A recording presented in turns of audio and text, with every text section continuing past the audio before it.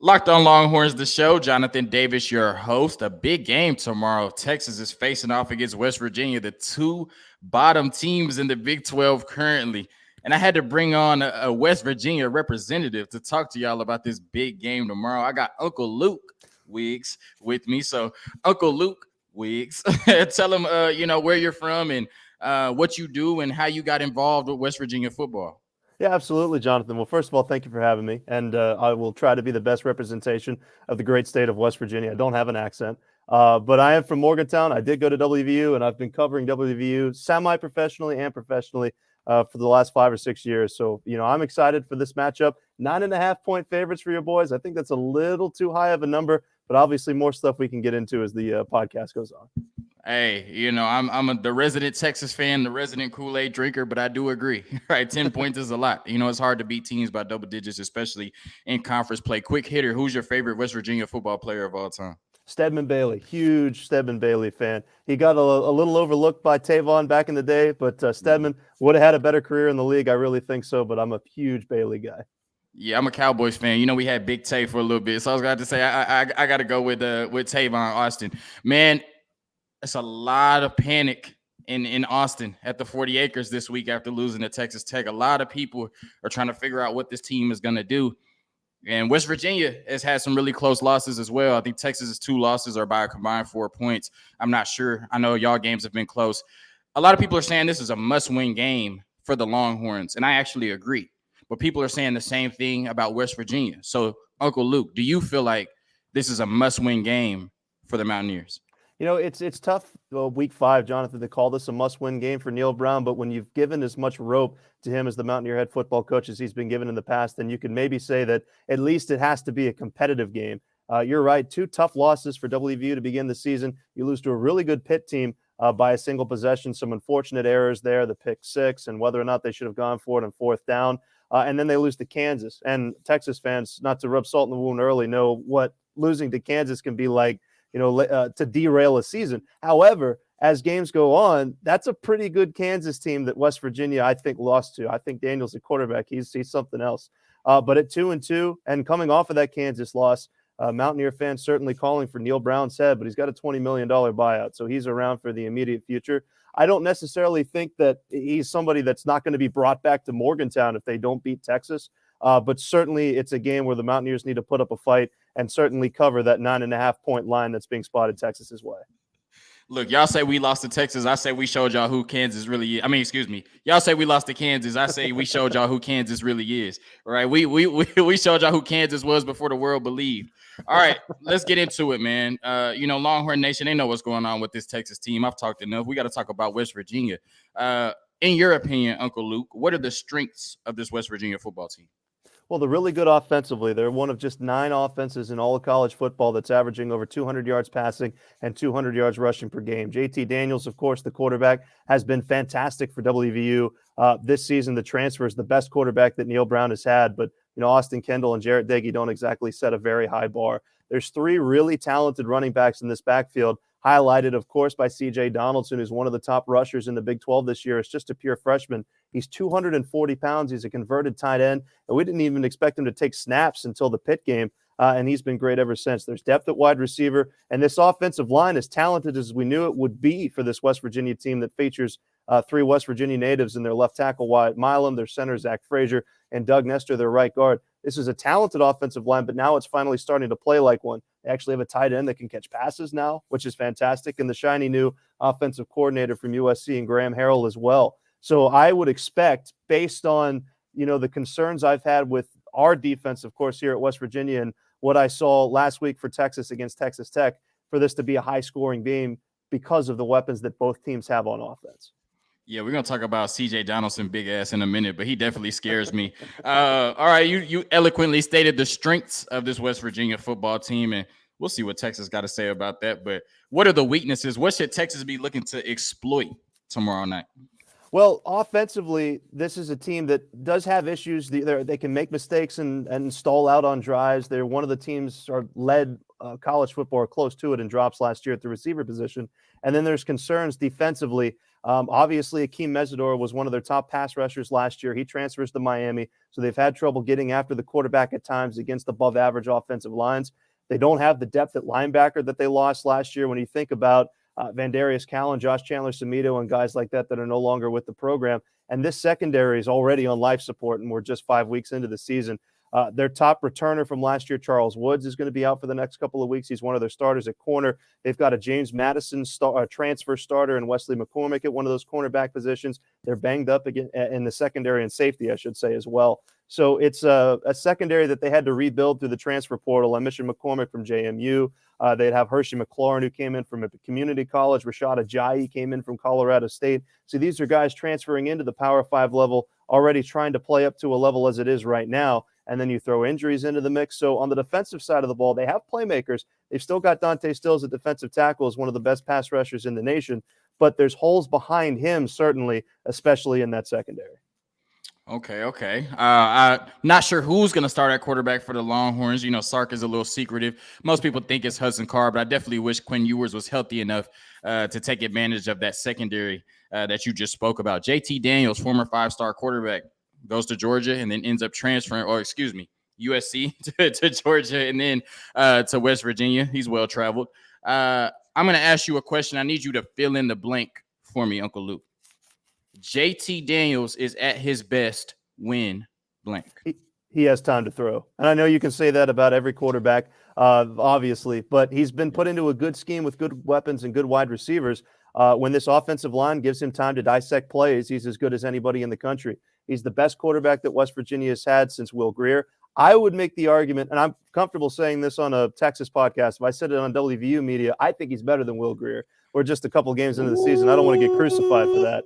But he's something special to watch. If he's got time to throw and he's got a clean pocket. The other thing I would say to that is he's been the recipient or the beneficiary, I should say, of one of the best rushing attacks in the nation that we can talk about here in a second, like you mentioned with CJ Donaldson. So when you're able to maintain that dual threat ability, you know, there were times in the Jarrett Dagey era, the Austin Kendall era of some bleak offensive years for West Virginia in the past, that you had middling quarterbacks that could make plays for you, but when you take the run out of the equation, they couldn't move the ball down the field. Well, this team can run the football. This team can protect the quarterback, and you're dropping in a potential NFL talent, which I think he is, in the midst of all these weapons, and he's just making great things happen. Definitely. A huge fan of JT Daniels. I'm excited to watch him tomorrow night against Texas. A quick word from the Underdog Fantasy, and then we got to talk about Graham Harrell, and then, of course, CJ Donaldson, that 240-pound running back that Texas is going to have to make sure they wrap up tomorrow night if they want to win this game. This episode is brought to you by Underdog Fantasy, the easiest place to spice up college football season. And my pick 'em for this week, it's easy to play and available in over 30 states. Just pick between 2 and 5 players across any team, not just your team, and decide if they will finish higher or lower. One of the easiest fantasy to play games out there, and you can win cold hard cash in a single game. Sign up with the promo code Locked On, and Underdog will double your first deposit up to $100. That's deposit $100, get $100 free. Go to UnderdogFantasy.com or find the Underdog Fantasy app in the App Store / Google Play Store. That's Underdog Fantasy, promo code Locked On. Get in on the college football pick'em action today. Uncle Luke, I got to start reading those ad reads beforehand. You know, I just try to wing it, and then there's so much stuff in my face. I'm like, damn, what am I supposed to say? Graham Harrell. Texas fans my age, I just turned 29 on the 16th. And Texas fans my age or older, maybe a little younger, know Graham Harrell. Graham Harrell caused me to shed a tear in high school in 2008 when he threw that pass to Michael Crabtree.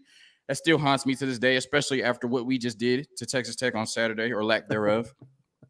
But now Graham Harrell is calling plays for the West Virginia Mountaineers, and he's in lockstep with JT Daniels, who will try to beat Texas tomorrow night. What is... If I'm trying to explain to somebody who's never watched football before, what would you tell them Graham Harrell is trying to accomplish on the offensive side of the football? Graham Harrell is really good at putting players in positions to make plays. And what I mean by that is you look at the weapons that he has on offense. Bryce Ford-Wheaton's your number one wide receiver. Anytime they can get him into one-on-one coverage, they get him the football. Anytime they get lighter boxes for CJ Donaldson to run through, they get him the football. It's about reading matchups and getting the most out of the players that you have. You know, I still like Neal Brown. I'm not somebody that's calling for Neal Brown's job. But I will say that one of the biggest faults I will have from him as a head coach was he was his offensive play caller the last couple of years, and it was uninventive, and West Virginia struggled to move the football. Well, Graham Harrell comes in and introduces more of an NFL-style offense, and the offense has certainly reaped the rewards because of it. They can move the ball down the field. They've got playmakers that look NFL ready right now, and it's all because of his signal calling. He lets JT Daniels dissect plays. He can call his own audibles and things like that. He allows him to get a little bit more inventive with his legs, which is something that we haven't seen in the past from him at Georgia at USC. And he just gets the most out of his players, which is certainly something you haven't been able to say out of a Mountaineer offensive play caller since Dana Holgorsen. Oh, okay. Definitely. I like that. CJ Donaldson, I told y'all we were going to talk about him. One of the best freshman running backs in the country, probably one of the best running backs in the country, period. 6'2", 240 out of the 4 games West Virginia has played thus far. 3 of them, he's went over 100 yards. Oh, yeah, 6 touchdowns in 4 games. He's a special playmaker. Just talk about CJ Donaldson because he's one of my favorite players in the country. But tomorrow night, I got to watch him run through this Texas defense, and hopefully they can get him down to the ground because the 4 teams y'all have played thus far, I think he had one game where he had 30 yards against somebody. But outside of that, nobody else has really been able to bring him on the ground. So just talk about CJ Donaldson and how special he is and what you expect him to do tomorrow night against Texas. Yeah, absolutely. And he's a crazy story. He's somebody that wasn't recruited by West Virginia. They were there at his high school recruiting one of his teammates, and he just kind of popped out. He was somebody that Neal Brown brings into the program, wants to stash at that tight end position. And again, tight end, let me lead by saying he was a tight end and think maybe 2-3 years down the road, this is a guy that can be a dude for us. But they start getting him carries. They start to see that he's an active playmaker with the ball in his hands. Neal Brown decides to give him some chances in the backfield. He looks great. And he talks about at the midway point of this offseason, he goes to his coaches and he said, guys, we only have 3 running backs that I like on this roster. Are we going to stick with CJ Donaldson, think he could be that number 3, number 4 back for us, or do we have to get somebody in the transfer portal? And the coaching staff comes back to him and said, Coach, we think he can be a guy for us. And he's certainly been a guy for WVU. Like you mentioned, 240 pounds. He doesn't move like somebody that's 240 pounds. And he's a dual threat guy because, again, he's a converted tight end. He's a good pass catcher, and he's remarkably good as a pass blocker in the passing game as a running back out of the backfield. And another thing that Neal Brown keeps saying about him, you know, a lot of Mountaineer fans have been a little bit frustrated. Why isn't he our leading rusher? Why is Tony Mathis still getting more carries than him in the running game? Well, Neal Brown has said he's not necessarily in full running back shape yet, meaning the best is yet to come for CJ Donaldson. Once he gets in shape, maybe sheds off a couple pounds, he's going to be even better than he is right now, which is a scary thought for the rest of the Big 12. Hopefully they get to face him for the next several years and he doesn't get poached away in the lovely transfer portal. But for the time being, I'm glad that he's on our team with Tony Mathis, who's the starting rusher, who's a good 4 or 5 carry or yard per carry, kind of between the tackles rusher, and Justin Johnson between him, who's a sophomore, is one of the best pass-catching running backs in the country coming out of high school. It's a 3-headed monster attack, and Neal Brown has said he's more than happy to use all 3 of those guys. This man, Uncle Luke, just said CJ Donaldson has room to improve. Like he might get better. And look. I'm talking to the Texas football team. I don't know if anybody will hear this. You know, normally if they missed a bunch of tackles and didn't look sound, I would come on the podcast after and I would like, you know, just get on them, right? Just be mad. Y'all missing tackles. I would tackle him if I was in the game. I promise y'all, if y'all miss a few tackles against CJ Donaldson, I ain't got nothing to say in good faith. I ain't got nothing to say on Monday if y'all miss a few tackles against CJ Donaldson. I do not blame you. Let's talk about the pass catchers that JT Daniels is going to be throwing to. You mentioned Bryce Ford-Wheaton, obviously a really good player, had a crucial drop that turned into a pick 6 in the Pitt game. I was sad. I was rooting for West Virginia in that game, but talk about him and you're welcome. Talk about Bryce Ford-Wheaton and the other pass catchers that JT Daniels will be throwing to tomorrow night. Yeah, I think what's so important about these wide receivers is they all have their role and they play it really well. Bryce Ford-Wheaton got off to a really good start. Again, he's a contested catch guy, but he does well and does good things after the catch as well. At that 6'2" spot at that position, had over 500 yards receiving last year. A name I think the Texas fans should keep an eye on for this game is Caden Prather, who is one of the most highly touted wide receiver recruits that West Virginia's ever had, and had a breakout performance last week against Virginia Tech. Is another size speed guy. He's not as strong as Bryce Ford-Wheaton, but he's a little bit more quicker and a little bit more agile. As somebody else that if you put in a one-on-one situation, is certainly somebody that can make you pay. You have Sam James, who was phenomenal for WVU as a freshman a couple of years ago, has struggled since then with drops, but he's one of the best route runners in the conference. And then you have guys behind him. Reese Smith is a good slot guy. He reminds Neal Brown, of course, head coach of the Mountaineers, of himself as a player, and I think that's why he gets so many snaps. But he is a good player when you can't get him the ball. Preston Fox is a Morgantown native, was a walk-on, got a scholarship in the offseason. He's somebody that they like that can run a ton of routes. Cortez Braham as well. There's depth at this position, but it's highlighted by Bryce Ford-Wheaton and Caden Prather, both of which are a couple of good performances, I think, for popping on NFL roster, or radars, I should say, although I know Prather has a couple more years to get there. Those are the two guys that you have to watch out for Texas. One of those guys can beat you, but if they're both going at the same time, then this becomes a very difficult offense to stop. Especially with JT Daniels throwing them the ball and then CJ Donaldson, big ass, once again behind him, toting that rock. All right, Luke, give me an offensive and defensive X factor for this game if West Virginia is going to win. Ooh, that's a tough one. On the offensive side of things, I want to go back to Prather because personally I'm a huge fan of him as a recruit, and I've really, really wanted to see him succeed. He's somebody that Bryce Ford-Wheaton, you know what you're going to get because you know how talented he is and how talented he's been for this squad. So Texas surely is going to key on in him. You'll see a lot of double teams like you saw in the Virginia Tech game, in the Pitt game, trying to take him out of the game. If Prather can draw more coverage onto his side of the football, it opens things up for the entire offense. You've got those two going. You've got capable pass-catching running backs. And, of course, the other depth that I have at receiver, I mentioned at receiver, and Michael Laughlin at tight end as well. On the defensive side of the football, obviously we know Mr. Robinson and what he's capable of over there in Austin. And I think the biggest key for West Virginia is finding the right guy that can stop him. Lee Koba on the defensive side is their Mike linebacker, came in from a community college. And the word that keeps coming to mind anytime a Mountaineer coach mentions Mr. Koba is intensity. In fact, one of their coaches, and I don't remember who, came in one of the first weeks of the preseason and said, Lee Koba is so intense, I saw him arguing with a tire in practice. He's an absolute mental giant, and he's athletically great as well. He's got that sideline to sideline speed. But there's a difference between sideline to sideline speed against your average college rusher or the guys that we have in the Big 12, like a Deuce Vaughn or, of course, Mr. Robinson, who had one of the greatest runs of his career 2 years ago against West Virginia. That video, and, of course, I'll say this very quickly on a Longhorns podcast, the Snaps It Anyway Will Greer video, I've seen more than anything in regard to the West Virginia-Texas matchup that's coming up these next couple of days. If Lee Koba can be the guy to take the edge away from Robinson, at least on a couple of plays, because you can't stop him, you can only contain him to an extent. Those are the two biggest things that would indicate West Virginia is going to win this game. All right, quick word from the Longhorn real estate team. But first, I got to ask you, you brought it up. Was Bijan Robinson out of bounds, yes or no? I'll say no for the sake of this podcast. Hook 'em. He knows. We all know. Dwelling Austin and Hill Country Mortgages have combined to make your Longhorn real estate team. And for all your real estate needs in the Austin area, you need to visit www.longhornrealestateteam.com because in a changing, more complex market, you need to work with the top professionals in Austin. Our data and information-driven approach gives our clients a significant advantage. Decades of experience in all market conditions make us able to achieve the best results for our clients. And our clients for years have outperformed the market, leveraging our proprietary research, information, and expertise, which is now more important than ever. Dwelling Austin and Hill Country Mortgages have combined to make your Longhorn real estate team. And for all your real estate needs in the Austin area, make sure you're visiting www.longhornrealestateteam.com. Hill Country Mortgages, LLC, NMLS 2324262. Jonathan Sarver, NMLS 993872. Equal housing opportunity. All right, so Uncle Luke, you spoke about head coach Neal Brown earlier, who is now 19-20 in his West Virginia tenure, trying to get to 500 against the Texas Longhorns. Not sure if that's going to happen, Hook 'em.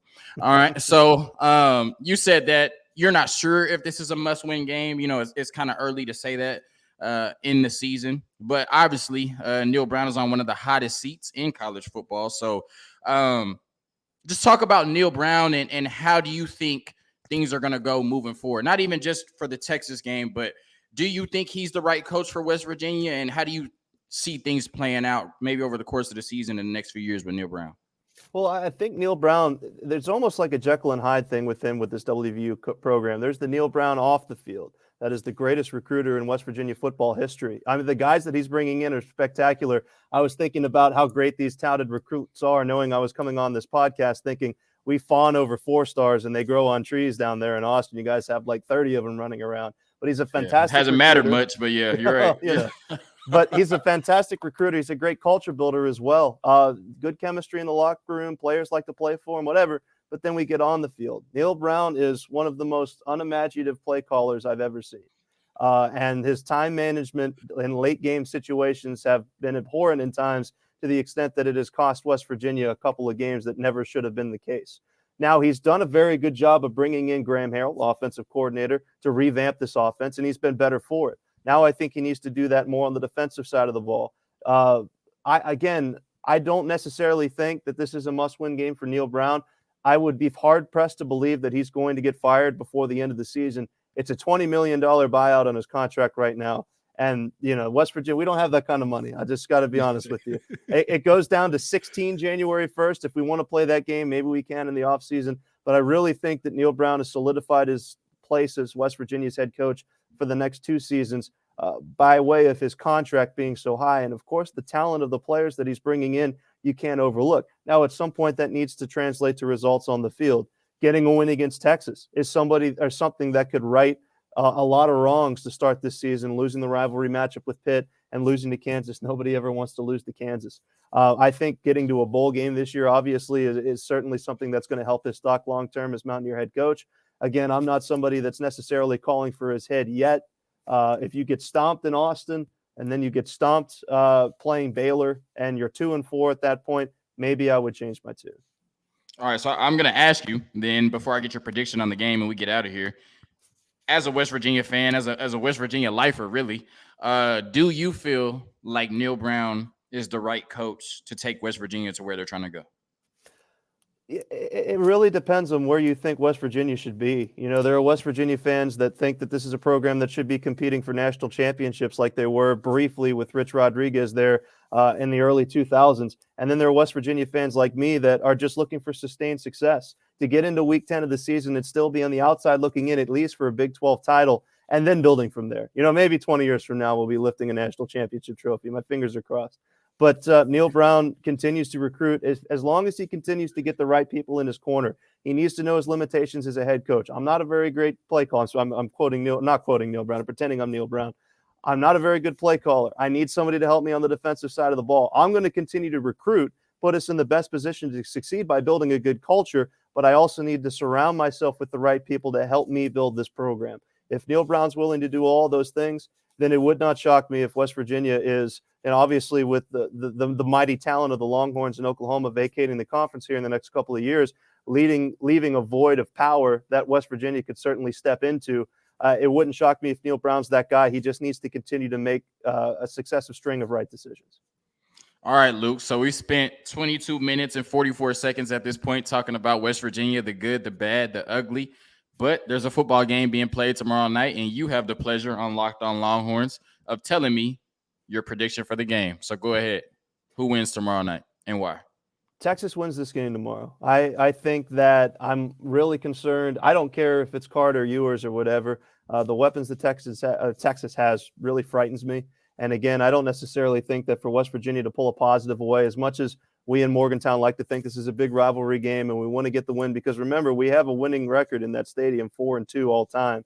Yeah. But I just think that with a banged up secondary and still questions of the defensive side of the ball, West Virginia loses this game 35-31, but JT Daniels has the ball in his hands with, call it 90 seconds or something left in this game with a chance to go down and win the game. I would see that as an absolute win as a Mountaineer fan, not getting the victory, but staying competitive in Austin, putting up 31 points against the team that only allowed 20 points to Alabama, although it's a very different defense now than it was then. I would be happy with that, and I see us falling by 4, but again, covering that 9.5 line that we've been spotted for this game that I think is ridiculously too high. Yeah, so I'm just going to say this really quickly. Anwar from Orange Bloods, he was doing his Drunk Uncle podcast on, I think it was I guess it would have been Wednesday night at this point. And somebody put in the chat, they were like, West Virginia is 4-2 at DKR. And he went on a whole rant. It was like, we're not going to deal with trolls in the chat. This is my show. And I'm like, trolls? Like, it's literally a fact. Like, it was just hilarious. My prediction, Texas wins, West Virginia covers. I completely agree with you, especially coming off a loss to Texas Tech, a backup quarterback, your number one wide receiver in Xavier Worthy is banged up. And Texas just hasn't played a full 60-minute game really since the Alabama game, right? They didn't do it against UTSA, but was able to pull that game out, and then they lost to Texas Tech. So I think the 9.5 point spread is crazy too. I said earlier, I think Texas wins by 4 to 7 points. So I think Texas wins, and then West Virginia covers. Luke, this was, I got to admit on the podcast, it was literally my first time ever talking to you, but it's been amazing. You know so much about West Virginia. You're so fluid, and I've had a great time. I need you to tell Longhorn Nation, or whoever's listening to this, some West Virginia fans are going to find this too, where they can find your work. And we hope to see you soon on the Locked On Podcast Network. I'm going to throw that teaser in there. Yeah, absolutely. And I appreciate you having me, Jonathan. You got my at there on the screen, thankfully. I'm a play-by-play guy as well. Hold on. From audio listeners, it's Luke Wiggs for Luke, Wiggs, Wiggs for. I can't leave them out. You know what I'm saying? Yeah, absolutely. I'm a radio guy. I can't believe I did that. I've forsaken my brethren. But play-by-play guy as well out here in the West Virginia area. And hopefully, like you said, to be a part of this Locked On Podcast Network soon. We'll have to wait and see. But in the time being, if I'm making appearances on shows like yours and the other shows I've seen in the network, you guys are really tremendous. You're doing a very good job with the content. And I'm happy to tell West Virginia's version of this story and this very competitive game, hopefully, that's coming up on Saturday. So I appreciate you having me. Yes, sir. Longhorn Nation. Thank y'all for tuning in to another episode of Locked On Longhorns, your daily #1 source for all things Texas athletics. Texas, please, let's get back on track. I can't do another 7 days of what has happened since the Texas Tech game. Hook 'em and peace.